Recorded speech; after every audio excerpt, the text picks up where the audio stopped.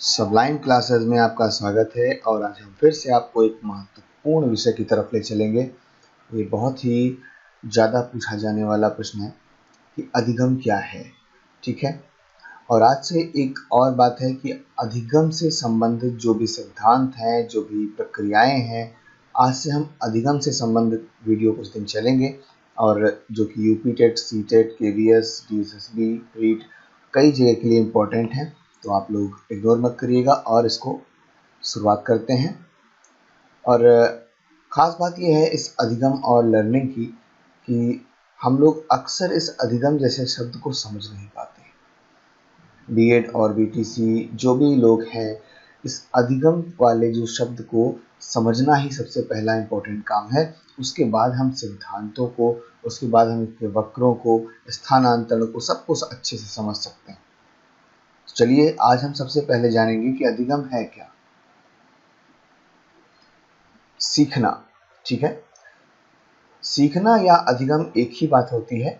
इसको आप बहुत लोग कंफ्यूज रहते हैं, अधिगम क्या चीज़ है। तो अधिगम या सीखना एक ही बात होती है। तो शुरुआत करते हैं।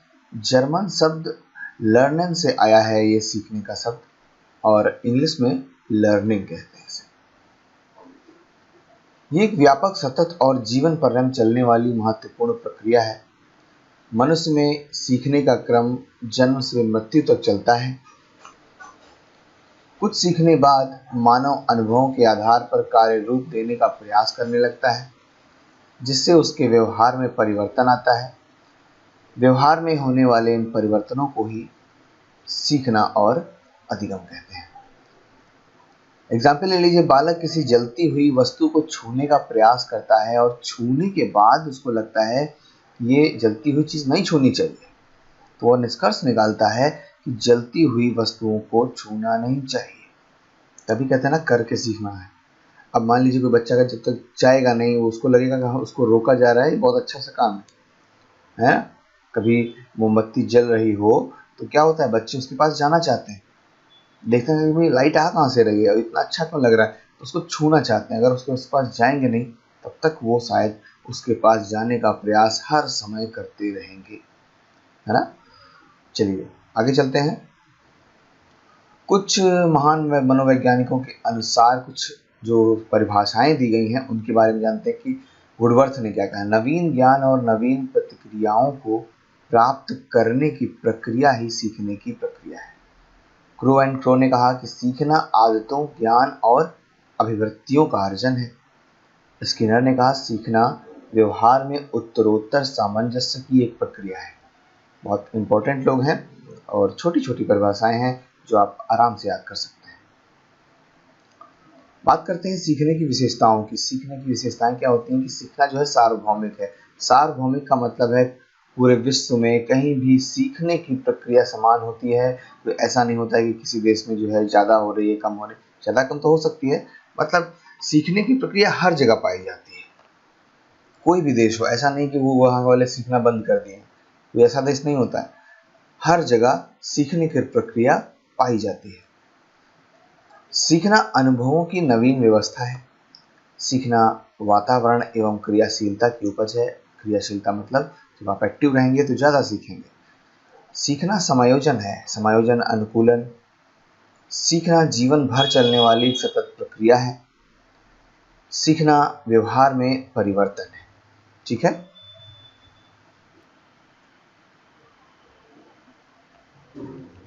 देखिए यहाँ पर अब इसको प्रभावित करने वाले कारक कौन कौन से हैं। देखिए कारक सबसे पहले इंपॉर्टेंट आप जानिए, कारक होता क्या है। कारक किसी भी प्रक्रिया को प्रभावित करते हैं, चाहे वो नकारात्मक दृष्टि से हो, चाहे वो सकारात्मक दृष्टि से हो। वो किसी प्रक्रिया को तेज भी कर सकते हैं और किसी भी प्रक्रिया को धीमा भी कर सकते हैं। तो यहाँ पे हम कारकों की बात कर रहे हैं जो प्रभावित करते हैं शिक्षण अधिगम को। पहले है पूर्व अधिगम। पूर्व अधिगम जब मतलब हमने कुछ अगर पहले सीखा है, मान लीजिए हमने पहले साइकिल सीख ली, तो हम बाइक चलाना आसानी से सीख सकते हैं। विषय वस्तु का स्वरूप, अगर किसी चीज़ में इंटरेस्ट नहीं आ रहा है तो हम उसको कैसे सीखेंगे। तो विषय वस्तु का स्वरूप अच्छा होना चाहिए। विषय वस्तु के प्रति मनोवृत्ति जो मैंने आपको बताया, इच्छा होनी चाहिए अपने अंतर्गत। सीखने की इच्छा, सीखने की विधि, अभिप्रेरणा किसी कार्य को करने के लिए आपके अंदर प्रेरणा होनी चाहिए कि हमें क्यों करना है, ये हमारे लिए कितना उपयोगी होगा। वातावरण, आसपास का माहौल कैसा है। थकान, अगर आप थक गए हो तो आप जल्दी किसी चीज़ को नहीं सीख सकते। और शारीरिक व मानसिक स्वास्थ्य, जो अगर आपका स्वास्थ्य नहीं अच्छा है तो सीखने की प्रक्रिया धीमी पड़ जाएगी। और वंशानुक्रम यानी कि आनुवंशिकी से संबंधित है, जो हमारे पूर्वजों से लक्षण प्राप्त हैं। हमें मान लीजिए कोई भी व्यक्ति एक अपना पुराना रोजगार लेके चला हुआ आ रहा है, तो कहीं ना कहीं वो लक्षण आने वाली पीढ़ी में स्वयं ही आने लगते हैं। अधिगम की कुछ छोटी सी विधियां हैं। सबसे पहली बात महत्वपूर्ण है कि करके सीखना सबसे इम्पोर्टेंट माना जाता है। उसके बाद निरीक्षण, मतलब किसी चीज को ऑब्जर्व करके हम सीख रहे हैं। परीक्षण, अगर हम किसी का परीक्षण करके सीखें, प्रयोग करके सीखें तो वो भी सीखना माना जाता है। और सामूहिक विधियों द्वारा सीखना, मतलब कई प्रकार की विधियों का प्रयोग करके हम किसी चीज को सीखते हैं तो वो भी एक विधि है। बात करेंगे अब अधिगम के प्रकार की, ठीक है। और ये दो प्रकार से हैं। एक तो हम आपको पहले बताएंगे कि कौन कौन प्रकार हैं, भावात्मक, क्रियात्मक, इस तरीके से। और दूसरा है जो हमारे एक महान वैज्ञानिक हुए थे, गैने, उन्होंने जो प्रकार दिया था, हम उनकी भी चर्चा करेंगे, ठीक है। तो दो प्रकार से अधिगम को बांटा गया है। आइए बात करते हैं। सबसे पहले अधिगम 3 प्रकार का होता है, ज्ञानात्मक, भावात्मक और क्रियात्मक, ठीक है। ज्ञानात्मक, भावात्मक, क्रियात्मक काफी मिलते जुलते शब्द हैं, आपको आसानी से याद हो जाएंगे। ज्ञानात्मक अधिगम क्या होता है, इसके बारे में जान लेते हैं। यह बौद्धिक विकास तथा ज्ञान अर्जित करने की समस्त क्रियाओं में प्रयुक्त होता है, ठीक है। मतलब ये ऐसी विधि है जो समस्त क्रियाओं में प्रयुक्त होती है। अब ज्ञानात्मक अधिगम 3 प्रकार का होता है। प्रत्यक्षात्मक यानी कि परसेप्चुअल लर्निंग, और प्रत्यात्मक यानी कि कॉन्सेप्चुअल लर्निंग, और सहचर्यात्मक यानी कि एसोसिएशन लर्निंग। अब ये तीनों क्या होते हैं, आइए देख लेते हैं। कि प्रत्यक्षात्मक मतलब क्या होता है, जब किसी वस्तु को देखकर, सुनकर या स्पर्श करके ज्ञान प्राप्त कर लें तो उसे प्रत्यक्षात्मक सीखना कहते हैं। और ये सबसे ज्यादा शैशव और बाल्यावस्था में पाया जाता है। भाई किसी खिलौने को देख लिया, अपनी बोतल को देख लिया, अपनी कुछ चीजें पड़ी हैं, उसको उठा के वो खेलने लगते हैं उस चीज से, तो वो प्रत्यक्षात्मक सीखते हैं कि ये है क्या। प्रत्यात्मक की बात करें यानी कि संप्रत्यय से संबंधित, जब बालक साधारण ज्ञान अनुभव प्राप्त कर लेता है तो वह तर्क, चिंतन और कल्पना के आधार पर सीखने लगता है। इस प्रकार वह अनेक अमूर्त बातें सीख जाता है, और बालक के इस प्रकार से सीखने को ही प्रत्यात्मक सीखना कहा जाता है, ठीक है। देखिए इस चीज में प्रत्यात्मक मतलब संप्रत्यय, अगर हम किसी चीज को सीखना चाहते हैं तो हम अमूर्त रूप से सीखते हैं।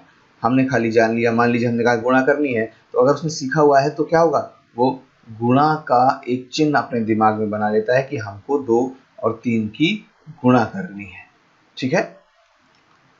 और इसके बाद आता है सहचर्यात्मक, जब पुराने ज्ञान द्वारा, अनुभव द्वारा किसी तथ्य को सीखा जाता है। मतलब पुराने ज्ञान या अनुभव के दम पर या उसके बेस पर हम कुछ सीखते हैं नया, तो उसे सहचर्यात्मक अधिगम कहते हैं।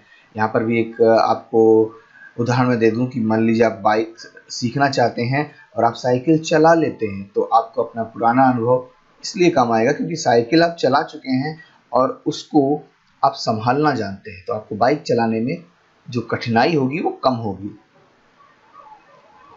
इसके बाद आता है भावात्मक अधिगम। इस प्रकार के अधिगम का संबंध ज्ञान कौशल से ना होकर बालकों की कोमल भावनाओं से होता है, ठीक है, कि वो सोचते क्या है। इस अधिगम का उद्देश्य है कि बालक किसी वस्तु को देखकर, किसी आवाज को सुनकर या किसी लुभावने रंग को निरखकर आनंद की अनुभूति कर सके, परंतु आवश्यक है कि बच्चों की रुचि उसमें बनी रहे, ठीक है। जबरदस्ती अगर हम काम करेंगे तो उनका भावात्मक अधिगम नहीं हो सकता। और आखिरी है इसमें क्रियात्मक अधिगम। इस अधिगम में कला में, हस्तशिल्प में निपुणता प्राप्त की जाती है। संगीत, नृत्य, मॉडल, ड्राइंग, ये सारी चीजें इसी के अंतर्गत आती है, ठीक है। और इसके चरण बनाए गए हैं कि ये कौशल प्राप्ति के कुछ चरण होते हैं। पहले तैयारी होगी, उद्देश्य निर्धारण होगा, प्रस्तुति या प्रदर्शन करने के लिए इसको रखा जाएगा, अभ्यास बहुत इंपॉर्टेंट है, शुद्धिकरण और पुनः अभ्यास इसका जो है चरण है। और ये हमारे थे 3। और अब बात करेंगे हम मनोवैज्ञानिक गेने के अधिगम के 8 प्रकार। कभी कभी प्रश्न पूछता है कि केने ने कितने प्रकार बताए, तो आपका आंसर होना चाहिए 8। ठीक है। और अब कौन कौन से हैं संकेत अधिगम, इसको निम्न कोटि का भी कहते हैं। ठीक है, क्योंकि छोटी चीजों में काम आता है। अब आपको बता दें, संकेत अधिगम दिया था पावलाव ने। पावलाव का आपने अधिगम पढ़ा होगा, अगर अभी तो हमने शुरुआत की है, वैसे आपने पढ़े भी होंगे। पावलाव ने जो है क्लासिकल थ्योरी दी थी, कुत्ते को सिखाया था। एक कुत्ते को बांध दिया था और उसको बाद उसको 2 प्रकार के उद्दीपक दिए, भोजन दिया और घंटी बजाई, इस तरीके से संकेत दिए। तो घंटी एक प्रकार से संकेत था भोजन के मिलने का। तो जो भी थ्योरी है आपको बताएंगे, तो ये संकेत अधिगम से संबंधित है। यहाँ पे आइए एस आर अधिगम, यानी कि एस से होता है स्टिमुलस और आर से होता है रिस्पॉन्स। तो उद्दीपक और अनुक्रिया का अधिगम ये थार्नडाइक से संबंधित है। इसको भी हम आगे आपसे चर्चा करेंगे कि थार्नडाइक ने कौन कौन से प्रयोग किए और उसके आधार पे कौन कौन से बातें बताएं। ठीक है। तो तीसरा होता है, उसे श्रृंखला अधिगम कहते हैं। श्रृंखला अधिगम में कोई भी चीज एक श्रृंखला से सीखनी है। मान लीजिए आपको किसी छोटे बच्चे को क्या सिखाना है, ताला बंद करना सिखाना है ना। ताला में कैसे चाबी जाएगी, कैसे क्या होगा, इस तरीके से हम सिखाएंगे। तो ताला कैसे बंद करना है, पहले गेट बंद करना है, फिर ताला लगाना है, फिर चाबी लगानी है, छोटे से बच्चे को नहीं पता है, लेकिन हम इसे धीरे धीरे स्टेप बाय स्टेप सिखाते हैं। तो इसी को श्रृंखला अधिगम कहते हैं। शाब्दिक अधिगम क्या होता है, शब्दों में जब हम पहले छोटे शब्दों को फिर बड़े शब्दों को इस तरीके से सिखाते हैं, तब वो शाब्दिक अधिगम होता है। पहले अक्षर सिखाया, फिर शब्द सिखाया, फिर पूरा पूरा पैराग्राफ सिखा दिया, इस तरीके से शाब्दिक अधिगम कार्य करता है। बहुविभेदन विधि काम करती है, कई विधियों को मिला के किसी चीज को सीखना। मतलब हमने जैसे ये यहाँ विधियां जो लिखी हैं, सबको मिला के प्रयास किया कि बच्चे को सिखाया जाए, तो वो बहुविभेदन विधि कहलाती है। प्रत्यय किसी कॉन्सेप्ट के बेस पर हम कोई चीज सिखाते हैं, किसी नियम के खास तौर पे उस नियम को खास बना देते हैं, तो वहां पे प्रत्यय अधिगम होता है। और उसके बाद आता है सिद्धांत अधिगम। सिद्धांत अधिगम जो होता है वो किसी सिद्धांत पर बेस होता है, या हम कोई कार्य ऐसा करते हैं और एक सिद्धांत प्रतिपादित करते हैं, उसके हिसाब से जो सीखा जाता है उसे सिद्धांत अधिगम कहते हैं। अब आखिरी है समस्या समाधान अधिगम। समस्या समाधान अधिगम उच्च कोटि का होता है और इसके अंतर्गत सभी प्रकार के जो समस्याएं होती हैं पढ़ने लिखने में, उस समस्या का निदान किया जाता है। इसीलिए इसे उच्च कोटि का जो है अधिगम कहा जाता है। तो ये हमारे गैनेन ने सारे अधिगम दिए थे और बहुत इंपॉर्टेंट है। तो आपको खास तौर से इसमें खाली नाम याद कर लेने, कौन कौन है, कितने हैं, निम्न कोटि का अधिगम कौन सा होता है, उच्च कोटि का अधिगम कौन सा होता है, तो ये इसमें इम्पोर्टेंट है। बाकी इसमें डीप में जाने की आपको बहुत आवश्यकता नहीं है। ठीक है। और अब हम आज से अधिगम जैसा जो हमारा एक चैप्टर है वो पूरा चलेगा। अधिगम के सिद्धांत आएंगे, अधिगम की जो वक्र आते हैं, वक्र के पठार हैं और स्थानांतरण है, ये सारी चीज़ें आएंगी। और हम इसको यूपी टेट में बहुत इम्पोर्टेंस है इसकी, तो इग्नोर मत करिएगा इस चीज़ को, क्योंकि बहुत इम्पोर्टेंट है। जुड़े रहिएगा सबलाइन क्लासेस से और मिलते हैं। धन्यवाद।